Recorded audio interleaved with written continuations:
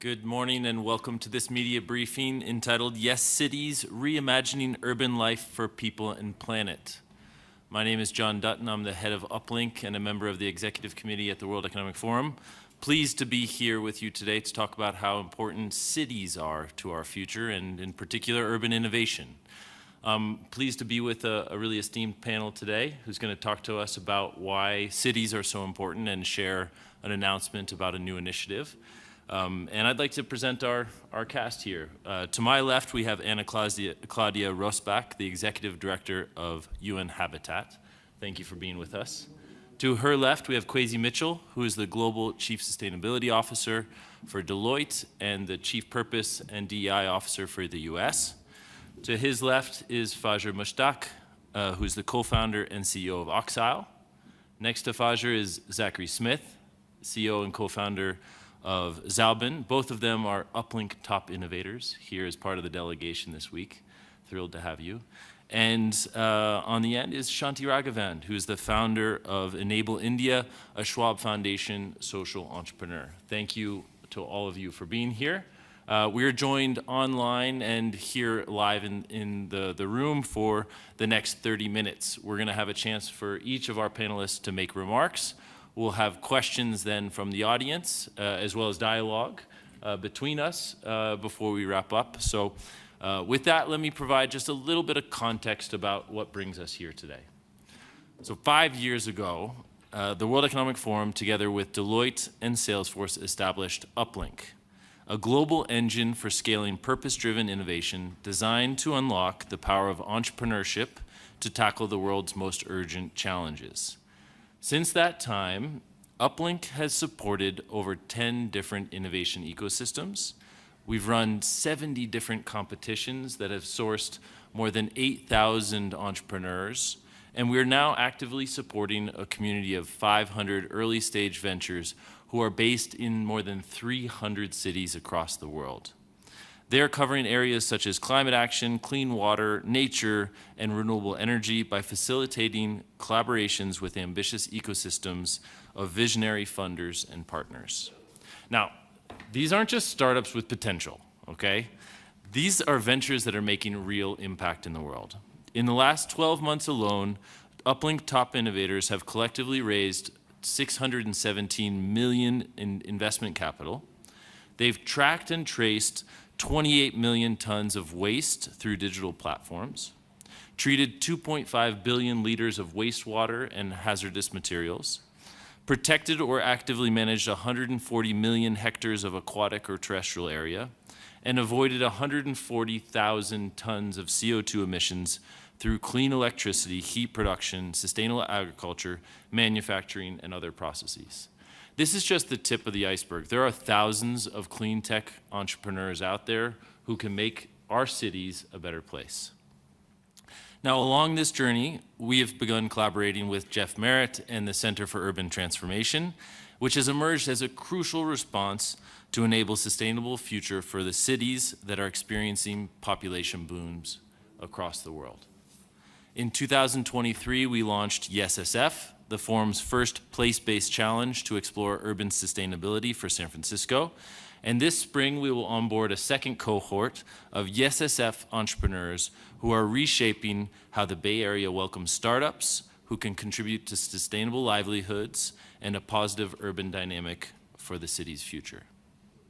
And that leads us to today. We're excited to announce an important milestone and evolution of this work. It's not enough to just do this in San Francisco, but we are launching today Yes Cities, an ambitious global initiative to accelerate the on-the-ground deployment of innovative solutions, reimagining and transforming urban life across the globe. So we're going to hear more about this announcement from each of our panelists, but we actually wanted to start with you, Anna Claudia.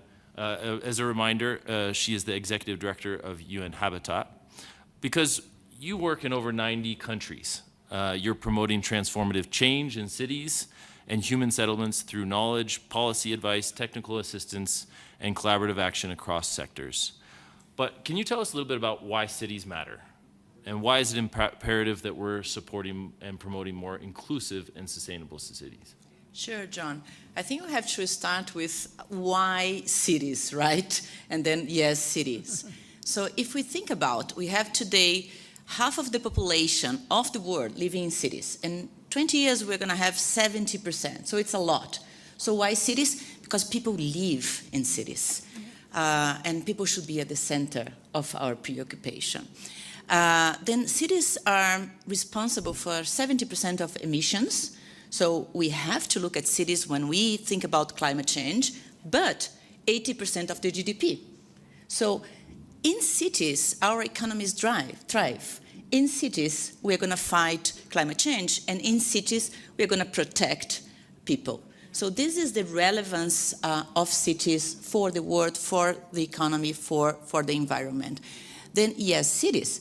So we have to more and more, from our different fields of work, look through this perspective and try to understand in the city's ecosystems, how can we contribute, how can we add value so that cities work for everything, for the business, for the people, and for the planet, right?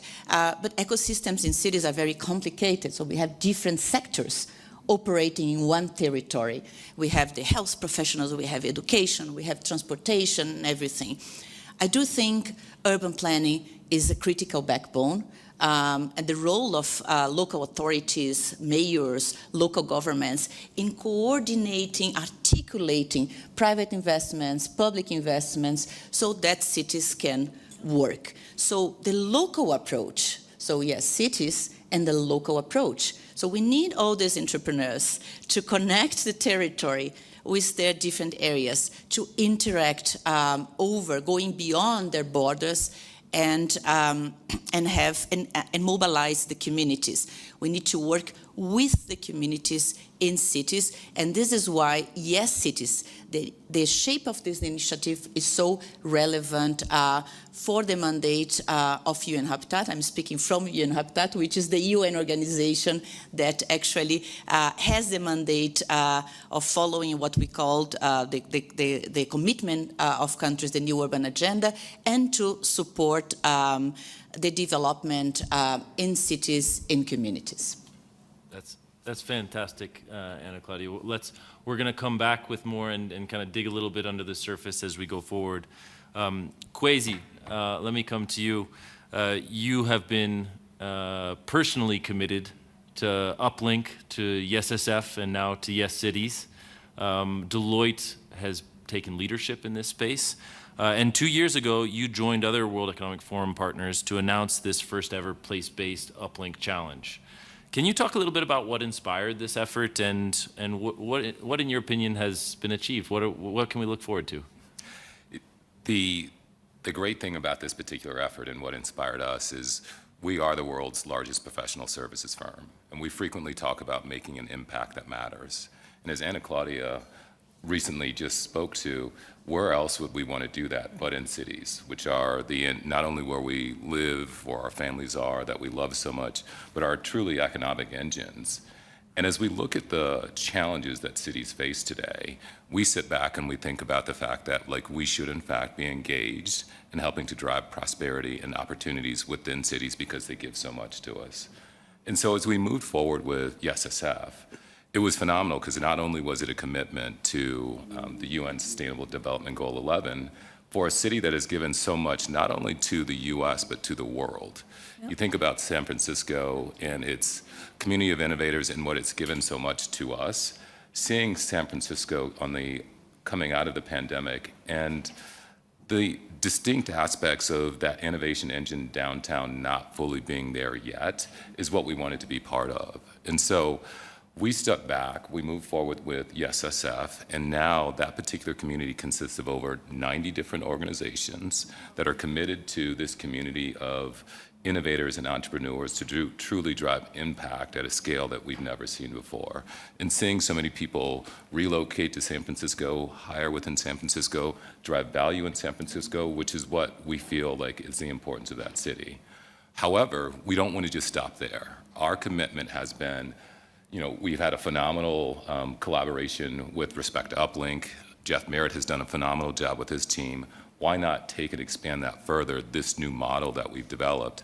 And so now, as you alluded to earlier, our hope is to move forward and announce today that we want to support over 1,000 innovators over the next 5 years, heading in by 2030, and distinctly move into a position where we have deployed Yes San Francisco to Yes Cities across dozens of cities across the the world. And in fact, I say US because I'm very excited about launching a city in the US. And more importantly, I would say the other thing is we are going to be launching our first international Yes City campaign in India later this year. So many great things to come that we're incredibly excited about. Thank you. Thank you so much, Kwesi. This is really exciting, and I have a couple things I want to come back to you on as well. Fajr, let me now come to you. Oxile has been announced as an aquapreneur yesterday.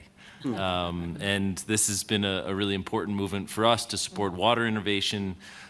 You are working on such a critical issue for the world that maybe some people don't know about.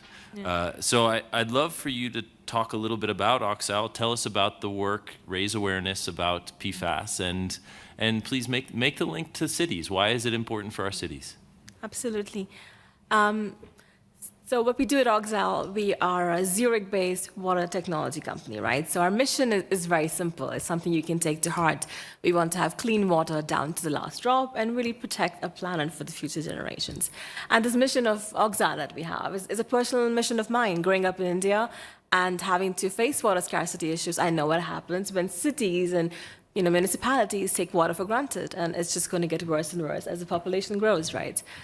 So about 11 years ago, when I was still younger and naive, I was given this brilliant opportunity to pursue a doctoral thesis to work on a topic that really mattered to me. It was clear I wanted to work on new materials, new innovation that drives, water technology, and we can solve one of the most global pressing challenges of our times. That journey led me to then eventually found Oxile. And today I'm really proud of what we do there. We are providing and empowering our end users, our customers, with a technology which cannot just filter or absorb, but really destroy these toxic chemicals from water. Like we're talking about PFAS or forever chemicals, and I'm sure many of us have been hearing this term more and more. These are chemicals that we use every single day, each one of us here. It's in the plastic container that you're drinking your water from, unfortunately. It's in our cosmetics. It's in our waterproof jackets that we wear every day. It's in our phones that we use, right? So we can't live without it. We need it. And what Oxile has developed is the most cost-effective, sustainable method to empower their end users to truly take care of this problem and remove these pollutants for our future generations. And what makes me really excited is when we talk about how can we solve this problem of PFAS, right? Do we do that in a municipality level when the pollutants are very diluted, or can we go close to the source of the problem, right? And that's exactly what we should be doing in urban communities with high population densities, where every single one of us is discharging PFAS into the water by using it every day. So it could be a great way of empowering this innovation of Oxile and bringing it in the hands of B2C customers, putting it in household complexes where we all have the option to be able to eliminate these toxic chemicals by empowering cities to then take care of it as well. And not just leaving it in the hands of government and large municipalities, because this will take a long time to deploy otherwise. So we could decentralize, we can empower local people, local communities, individual users like you and me to clean our water of PFAS, to drink safe water, to not discharge that into the environment. And that is why it's so important to talk about water treatment, not just from a municipality or large, flow rates of a water treatment plant perspective, but also to empower you, me, and other people who really care about this problem. And bringing it to a city would be a great way of doing that. So really excited for that and happy to answer any questions. Thank you. Fantastic, Fajr. We also have somebody who has been through the SSF experience with us. Zach, CEO, co-founder of Zalben. You've been part of that 2023-2024 cohort. And I hope that you can tell us a little bit about Zalben, what it is, the solution that you're solving, and then a little bit about how this place-based innovation model has supported your solution. What can you tell us about this kind of actual live example for us of how connecting people that in that local way has made a big difference? Yes, yeah, and I think when we think of our cities, we have a very large problem that we're looking to solve, and a very large climate problem. Our cities, they consume over 75% of the world's energy. They produce 70% of CO2 emissions. When we think into the future, by 2050, over 2/3 of the global population will live in cities, and 60% of buildings that will exist have not been built yet.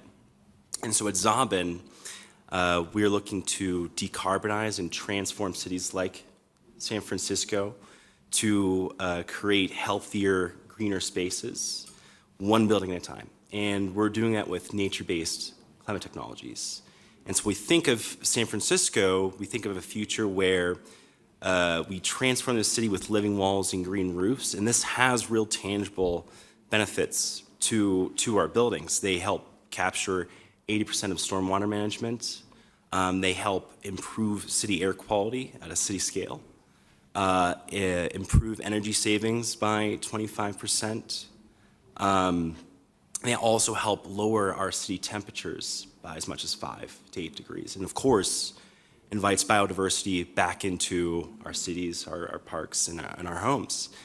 And the exciting thing is we're doing this with San Francisco. We're now doing it at the local level with developers, property owners, and with Gensler to think through how do we revitalize and reimagine what that future looks like.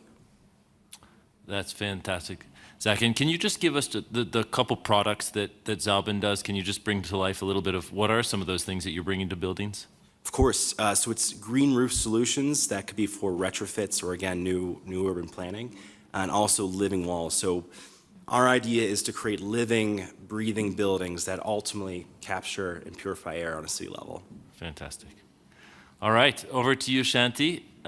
You have been bringing innovation across India, and of course, as you can imagine, a core part of the Yes Cities ambition is to leverage technology and innovation for a more equitable future. But can you tell us about some of these key issues for urban innovation in India? As we heard, we're coming to India. What are some of the things that you think are so crucial for Indian cities?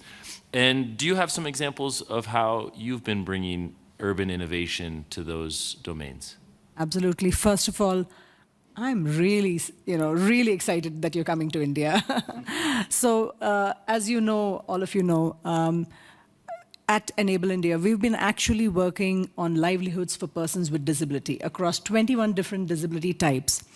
And in the process, we've actually been able to shift narratives, of a person being a productive employee, active citizen, taxpayer, volunteer, innovator. It's exciting.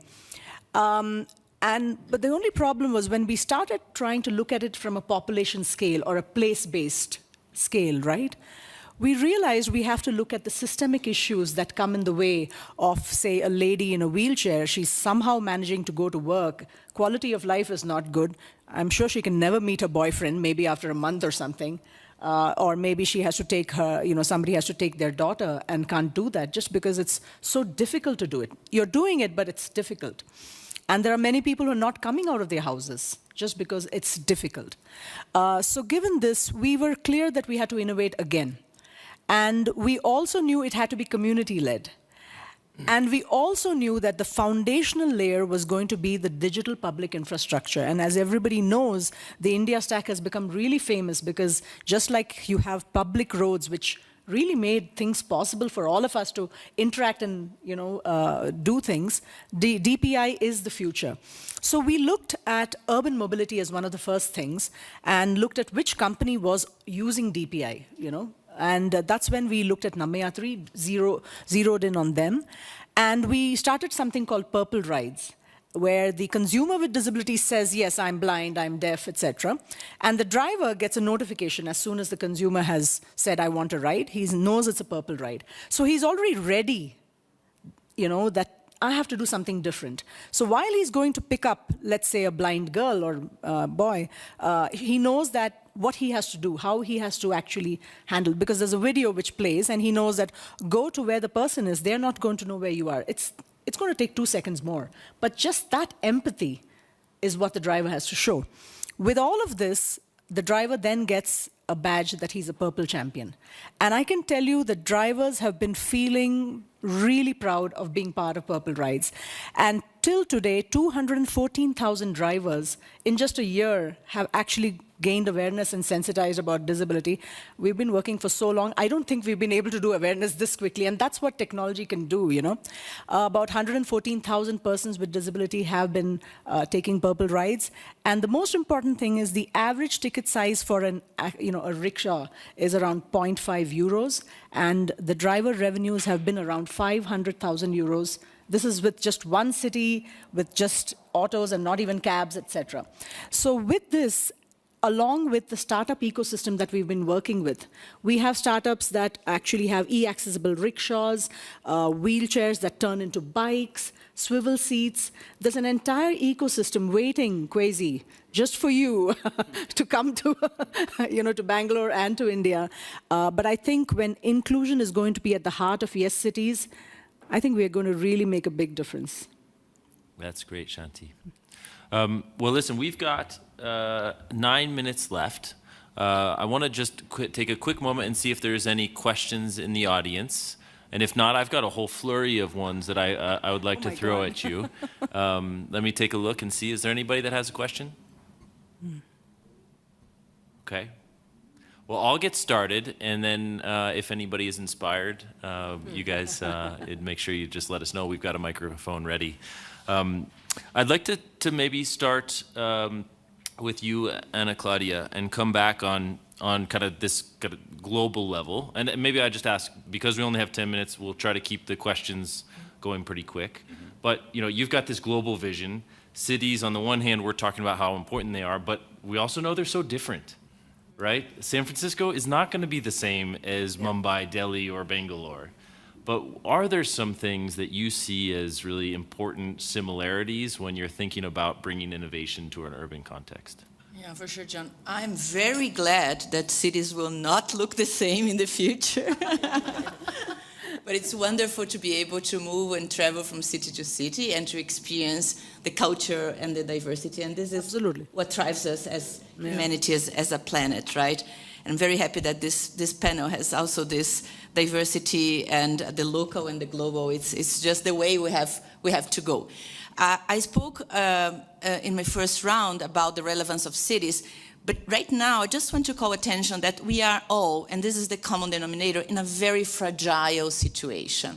So if we look at the crises that we are facing, disasters, humanitarian crises, all the conflicts, how they are affecting cities, right? The climate events, heat waves, sea level rise, how all that is going to affect cities. So we are fragile at this moment. We at UN Habitat, we are really focusing our attention to the global housing crisis, and this is another common denominator. I believe almost all cities are facing some sort of housing crisis. We have homelessness, we have affordability crisis, accessibility, what you said, but also people living in informal settlements in very, very vulnerable territories. So we need to build. Yeah. We need to build. So it's very critical, and I really would like to call the attention for the importance of how we build, with whom we build, and where we build. So respecting the social and ecological function of the land, understanding that we are growing more in territories than in terms of population. We don't need that. So we have to maximize the land. We have to rethink the way we build. We have to recycle. We have to maximize. We have to rethink the way we live, accept the diversity of options and really maximize what we have. So this is what I wanted to bring as a common denominator of cities. And again, calling attention of the importance of having this combination of local and global, mobilizing communities and build these communities of practice and coalitions. That's great. Let me follow on with just that aspect of building and where you build and why you build and with whom you build. And maybe to Kwesi and Zach, we've partnered with the Chamber of Commerce in San Francisco, and Kwesi, you took some leadership in saying actually it's not just enough to have this movement be something ephemeral, but actually no, we want to create the YesSF headquarters. Can you talk a little bit about why you decided to do that, where you decided to put it, and what that kind of represents for San Francisco? And I wonder also, Zach, maybe you can then add on like what is having the physical location mean for a startup as you're getting going in a new city? And John, I'm smiling because the physical location, when we first started to talk about it, my perspective is like, why would we do that, right? And so, like I frequently say, I have no issue being wrong. But that being said, what it's truly created, and I think what we thrive as an organization, is creating ecosystems and creating opportunities for people to convene and come together and have the support system and structure that they need to do great things. And so these innovators, trying to do so many of these things individually without having a centralized location where we could host events, where you could convene, where you could have a business meeting and things of that nature, where you could really sit down in the heart of San Francisco, reclaiming a specific property and creating a space that you can educate others on the beauty of not only the challenges that the solutions that are being brought forward, but also simultaneously just having a good time with like-minded people who are trying to solve the challenges that Anna Claudia was talking about. Zach can speak to it much more effectively, but I think that it's just been a phenomenal opportunity to bring together so many great things all in one space. Yeah, I think having the Yes SF office, it's been transformative for us. It's allowed us to have a physical presence in San Francisco. It's also allowed us to scale and showcase our innovations in that space. And again, for us, it's so important to work closely with the A&D community. So Gensler's in that building. What a great way to build that connection, and also for them to showcase and see our products and for their clients as well. And then you absolutely make a really great point of just the community and collaboration and note sharing that founders do as we're all looking to tackle climate. And I think for us as well, it was as we grow in Zobben, it really helps with that venture community to also see and meet in our offices and partners. So it's been a really exciting, and I'm looking forward to all the innovators that we're going to be seeing and meeting in the space. And I know we're looking forward to having living walls in that headquarters very soon. Yes. I had a question. Shanti, please. No, I had a question because I just find that innovators, you feel so alone sometimes, right? And just being part of a community, did that help also? Because otherwise you're just always just battling everything alone. I mean, you don't feel anybody is batting on your side. Yeah, I mean, I think it could be, we can certainly, but I think, yeah, it can feel like a lonely journey, but when you're surrounded with a community and you find kind of your people and that support, it just makes it all worth it, and then you're like, oh, we're all together, yeah, the collaboration is absolutely. No, because you'll keep hearing this word ecosystem communities. It means something really special, and that's the reason I was asking that. Anyways, Shanti, maybe carry on though. Like, what do you see on the ground in India? Are there ecosystems? What is the Chamber of Commerce equivalent that you think that we should be working with? And if you have an extra 30 seconds, maybe you've talked to me a little bit about the purple economy. Yeah. Can you elaborate a little bit more about that? Absolutely. So just for all of you, I was just, when I'm looking again at population scale, I just realized there are no real disability systems out there, and no known systems. They're all broken. And I drew a parallel to the healthcare. Before the 1800s, actually sickness was disabling, and you didn't have healthcare as you know it. There were pockets of innovation, sounds exactly like what it is in disability. We have amazing pockets of innovation. But after 1800s, you have this entire healthcare system with pharmacies and doctors and pharmaceuticals. And because of that, you and I are sitting today without having any issues. So we realized that there's an economy around disability. And that is what we've actually been working towards, and we are calling that purple economy because purple is the color for disability. And in one way, we've showcased it with these driver revenues. It's just the start. So that's really great, Shanti. Fajr, maybe I can come to you. I just wanted to also add on. I heard such wonderful things of what you guys are doing with the Yes cities. Switzerland is the most innovative country in the world. Voted for 15 years, and we don't have a community center like this. Zurich real estate could really benefit from a Yes Cities as well, where all the entrepreneurs will gather. So I'm kind of jealous, to be honest, after all the wonderful... Crazy, you're going to get a lot of we could requests. Use that. I would say that the gauntlet has been thrown. So, Jeff, we got a lot of work to do. We certainly do. Right? So, and thank goodness we have the phenomenal platform that you and the team have built with Uplink. And I just want to flag the other thing that's really important. It's not only going to these cities, but being immersed in the solutions that are being created for the people there, rather than, or I should say with the people there, rather than without their input. Yeah. And I think that that's truly what's been phenomenal with Yes San Francisco and what we hope to continue in the future. Well, one of the things I heard this week as we march towards a net zero nature positive future is that the days are short. The days are long and the years are short. We've got a lot of work to do, and we know that Yes Cities is going to be a big part of that. So I'd like to thank, of course, the Center for Urban Transformation, Deloitte, but also Ana Claudia, Fajer, Zachary, Shanti, Kwesi. Thank you for being here with us today. Thank you, everybody online and in the room, for taking part in this media briefing, and we wish you a fantastic rest of your Davos experience. Thank you, John. And Jeff.